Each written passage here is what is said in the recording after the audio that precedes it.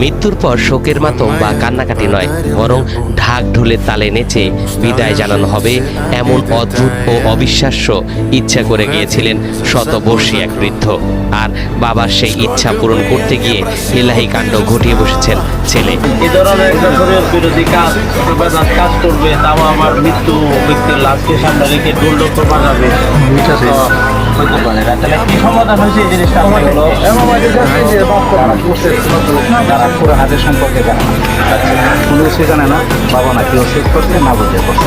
ইসলামী শরিয়ার নিয়ম ভেঙে দাফনের আগে উৎসব মুখর পরিবেশে ঢাক ঢোল ও বাদ্যযন্ত্র বাজানোর এই ঘটনায় পুরো এলাকায় তীব্র চাঞ্চল্য ও তোলপাড় সৃষ্টি হয়েছে।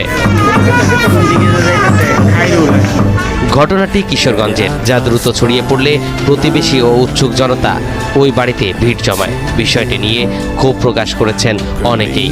স্থানীয়দের একটি অংশ এটিকে ধর্মীয় ও সামাজিক মূল্যবোধের পরিপন্থী বলে মন্তব্য করেন।